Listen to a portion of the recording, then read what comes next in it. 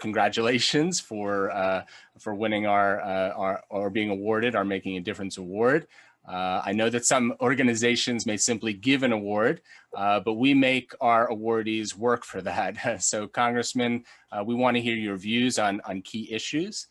So first, maybe a few words about that, and a few words about yourself and your path to Congress. Sure. Well, first of all, I'm honored to be here. I'm honored to be a recipient of the award. I'm deeply grateful to the ADL. As a legislator, I rely heavily on your findings and your research, and I feel that all of us in elected office have an obligation to fight extremism, no matter what form it takes, at every turn. And you have been at the forefront of sounding the alarm about anti-Semitism and the complicity of social media in amplifying anti-Semitism, and which has had consequences in the real world. So I'm enormously indebted to the work of the ADL. And for me, it's important when we're condemning anti-Semitism not to politicize it. I worry there are those on the right who only speak out against anti-Semitism on the left. There are those on the left who only speak out against anti-Semitism on the right. I try to speak out against anti-Semitism no matter what form it takes, no matter what direction from which to come, because I feel like we should show consistency and integrity in the fight against anti-Semitism. So you can count on me to be an ally in that fight for as long as I remain in Congress, and look forward to working with the ADL in the years and hopefully decades to come. Thank you so much, and thank you so much for your partnership. You've been outspoken in your support of Israel's right to defend itself in the wake of the recent crisis in the Middle East. My question to you is, how do you make the progressive case for Israel and promote a path forward that ensures safety and security of both Israelis and Palestinians, particularly in this moment? For me, the progressive position is a two-state solution. It's security and sovereignty for both the Jewish people and the Palestinian people. And what I've seen increasingly is nothing but delegitimation and demonization of Israel. And I've seen it over the course of several years, but it's taken on a new intensity in the past few weeks and months. I remember when I was a New York City Council member, we were debating a resolution condemning BDS, and there was a panel of pro-BDS activists who came before the City Council. And one of my colleagues asked, raise your hand if you support a two-state solution. And none of them raised their hand. And at that moment, I had an epiphany. I came to realize that for the BDS movement, the problem is not the Israeli-Palestinian conflict. The problem is the existence of Israel itself. A few weeks ago, there was a member of the New York State Assembly, not some random activist, but an elected official, who posted on Twitter an image of a map where Israel was nowhere to be found. The omission was not accidental, right? Wiping Israel off the map is the intent, it is the objective of the BDS movement. And that to me is not criticism, that's extremism, and it should be condemned as such. The truly progressive position is the coexistence of Israelis and Palestinians, of a Jewish state and a Palestinian state, not the existence of one to the exclusion of the other. And for me, there is a difference between inciting hatred and promoting peace. And what we've seen from the extremes of American politics is an incitement of hatred for Israel as a Jewish state. And in my opinion, you cannot incite hatred for the world's only Jewish state without ultimately inciting hatred for the Jewish community.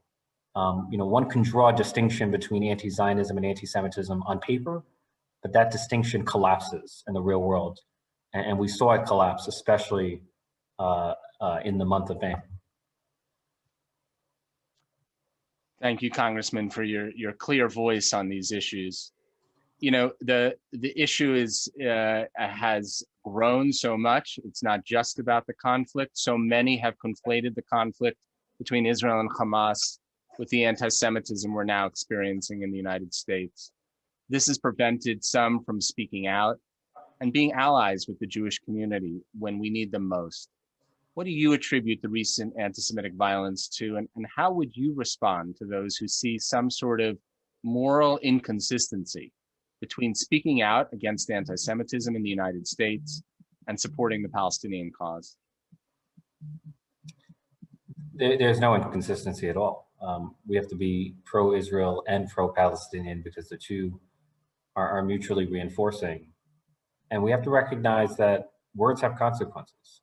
And the amplification of anti-Zionism on Twitter has led to an outbreak of anti-Semitic violence. I think of anti-Semitism as a perpetual powder keg that can be easily ignited by incendiary words and ideas. And much of the rhetoric about Israel, much of the rhetoric about the Israeli-Palestinian conflict does more to inflame than inform. And the worst offenders are often elected officials. It's profoundly irresponsible for elected officials to refer to Israel as an apartheid state, or to compare rocket fire from Hamas to Black resistance. The rhetoric has been so irresponsible and so inflammatory that it's putting lives at risk.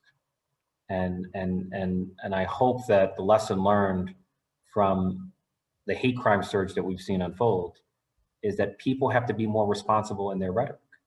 You know, it should be possible to denounce an eviction of a Palestinian family without equating it with ethnic cleansing. It should be possible to critique the practices and the policies of previously the Netanyahu administration without calling for the destruction of Israel as a Jewish state. Like there's no nuance in the anti-Zionist critique of Israel. Thank you. So, you know, a few months ago, we met, we did a program on extremism, and I want to revisit that a little bit. It's now been a few months, and there have been efforts in Congress to combat extremism, and ADL has really fought for decades against extremism, not just since January 6th, but the January 6th attack on the Capitol was really a rallying moment for this country. So despite the failure to form the January 6th Commission, this really does seem the right moment for Congress to step up and combat it.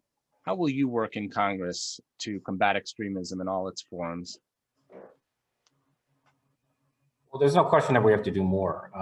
The lack of preparation for January 6th was a wake-up call. And as far as I'm concerned, the Department of Homeland Security for far too long has been preoccupied with immigration enforcement to the exclusion of counterterrorism. And the law enforcement community and the intelligence community has shown a pattern of almost willful blindness to white supremacist extremism as a form of domestic terror. You know, since the 1990s, right-wing extremism has been the dominant driver of terrorism, domestic terrorism in the United States. But you would never know it when you look at the priorities of the intelligence community and the law enforcement community. We also have to have a strategy for weeding out extremism in the ranks of the United States military and federal law enforcement, because we know a disproportionate number of the insurrectionists were formerly in the military, were formerly in federal law enforcement. And so we have to be effective at weeding out extremism in the ranks of the federal government. And then finally, and this is the hardest, is we have to confront the complicity of social media in the spread of disinformation and which has been a driver of domestic terrorism. And we have to rethink Section 230 for the 21st century. I think that big tech companies have been, cannot be trusted to police themselves. There has to be a reimagination of Section 230 in an age of disinformation and domestic terror. And certainly, you know that ADL is your partner in this, and will be there every step of the way to work with you and work with the members of Congress who are promoting these initiatives. I want to move on to some other initiatives. Among the extremely important bills before Congress right now, we have the For the People Act, the John Lewis Voting Rights Amendment Act, the Equality Act, the No Muslim Ban Act, the George Floyd Justice and Policing Act, and others. So want you to take out your crystal ball. What is most likely to make it up to President Biden's desk during the 117th Congress, and why? And how can we help support this legislation? There was such a great coming together around the COVID-19 Hate Crimes Act and the Jabara Hayer No Hate Act. Those passed with bipartisan support. How can we rally around these other important pieces of legislation? It's a hard question to answer because all those bills have a common enemy. The greatest obstruction on the path to progress is the filibuster. In a rational world, a Democratic majority in the Senate, in the House, and a Democratic president, those conditions would be sufficient to pass legislation. But one US senator who represents a state 1/4 the size of New York City has the power to derail the policy priorities of elected majorities in the House and Senate and a president who was elected with a mandate. So we have a profoundly broken system. Of the bills that you brought up, the bill that has the most chance of passing would seem to be the George Floyd Justice and Policing Act, which is under active negotiations. My only concern there is the heart of the George Floyd Justice and Policing Act is the abolition of qualified immunity, and it seems likely that a compromise would make a concession on qualified immunity, which to me, look, some progress is better than none at all, but for me, the Achilles heel of American policing is the lack of accountability. And under qualified immunity, officers can escape accountability even when there's a showing of civil rights violations in a court of law, and that is wrong. If officers are never held accountable, if officers are never punished for the abuse of power, then there's no incentive to exercise restraint. There's no incentive to practice de-escalation. So I see the abolition of qualified immunity as critical to reforming and improving policing in America. Okay, so one final question, and it sort of goes to the heart of what you were saying before with the filibuster, but more broadly, how do you approach working with colleagues with shared interests and beliefs, but who may be on the other side of the partisan divide?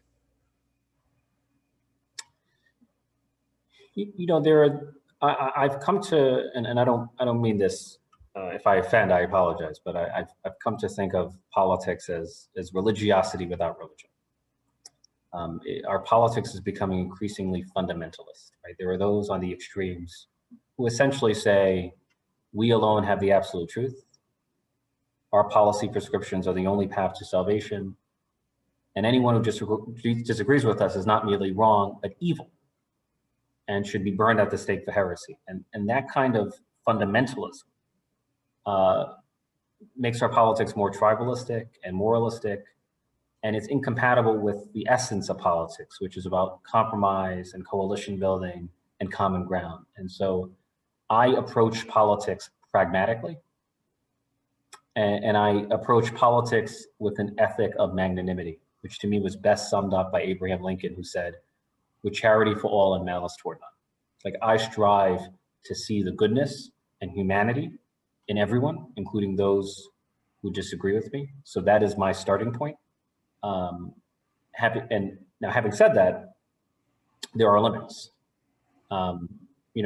If you and I have divergent views of the world, reasonable people can disagree about the size of government.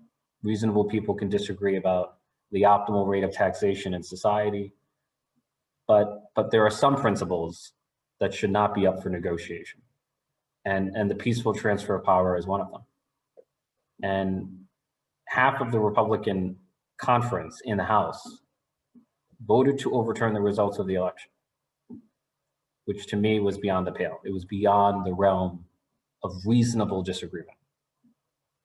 And if you reject democracy, if you reject the peaceful transfer of power upon which democracy depends, then it undermines the capacity for bipartisanship in Washington, D.C. So that is the greatest challenge that we face when it comes to bipartisanship in Washington, D.C. For sure, and I think that's why I started the question by saying those you share interests and beliefs. I think that may be beyond, but thank you for those words. And of course, I know your time is very tight today, and we so appreciate you carving out a moment to share your views with the ADL community. You've been a great friend, and we look forward to continuing to build this relationship as we both work towards a future free of anti-Semitism and one in which there's justice and fair treatment to all. So thank you so much. Take care.